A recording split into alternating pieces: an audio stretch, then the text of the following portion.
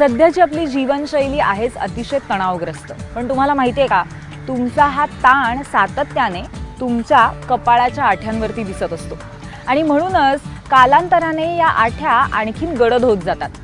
मग जर यापासून आपल्याला मुक्ती हवी असेल तर काय करायचं?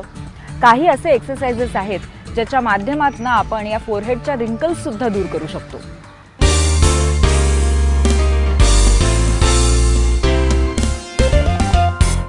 हाय फ्रेंड्स, मी शीतल ओक तुमचं गेट सेट गोमध्ये स्वागत करते.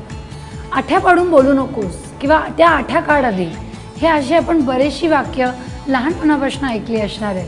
हो, कारण फेशियल एक्सप्रेशन म्हटलं की आपण आपले फोरहेड किंवा आठ्या पाडणं हे आपलं नॉर्मल हॅबिट होऊन जाते. पण याच्यामध्ये काय होतं की दरवेळेला हे करून करून याची हॅबिट झाल्यामुळे तुमचे फोरहेड मसल्स वीक होतात, लूज होतात आणि आपल्या फोरहेडवर आठ्या किंवा रिंकल्स या खूप जास्त दिसायला लागतात. सो ही गोष्ट तर आपण खूप जास्त अवॉइड करू शकत नाही. वारंवार सांगून डेफिनेटली हॅबिट कमी करू शकतो. पण याच्यामध्ये मी अजून एक उपाय आणला आहे की एक सिम्पल एक्सरसाइज जी आपण कधीही कुठेही करू शकतो, जेणेकरून तुमचे फोरहेडचे रिंकल्स डेफिनेटली कमी होतील. तर आपण बघूया. सेंटर 4 फिंगर्स घ्यायचे, तुमच्या फोरहेडला प्लेस करायचे and push it down. Again एक सिंपल स्मूथ मूव असायला पाहिजे, जास्त जोर द्यायचा नाही आहे. And change till centre. One more time. Down and center, down and center and releasing.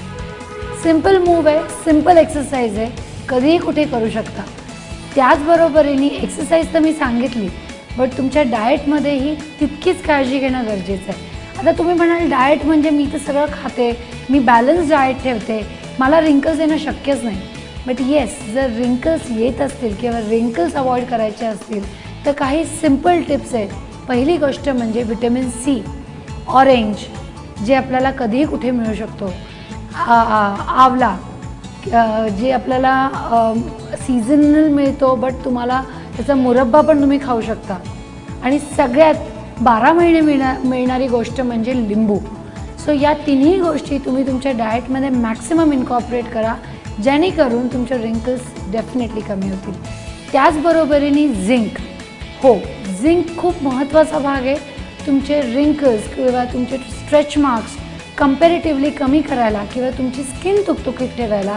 त्याच्याकरता आपण जे म्हणतो पॉपी सीड्स, खसखस किंवा तीळ, या गोष्टी जर तुम्ही तुमच्या डाएटमध्ये आणल्या तर डेफिनेटली तुमच्या स्किनमध्ये ऑइलीनेस छान राहील, बॅलन्स राहील आणि तुमची स्किन ड्राय होणार नाही.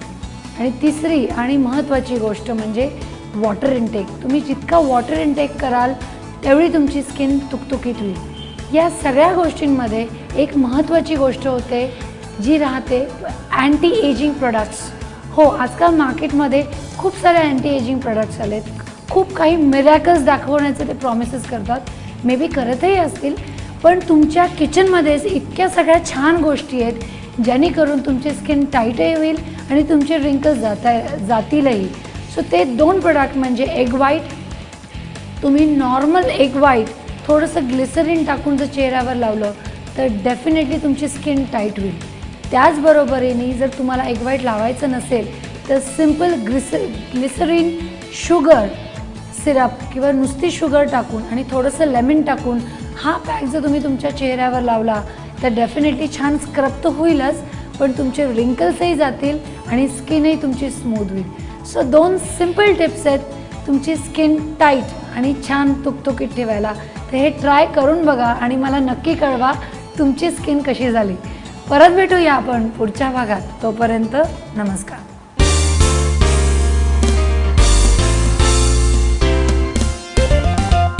या एपिसोडमध्ये आपण इथेच थांबतोय, but do log in to www.abpmaza.in आणि तिथे आमचे अपडेट्स पाहायला विसरू नका. ताज्या घडामोडींसाठी तुम्ही पाहत रहा ABP माझा.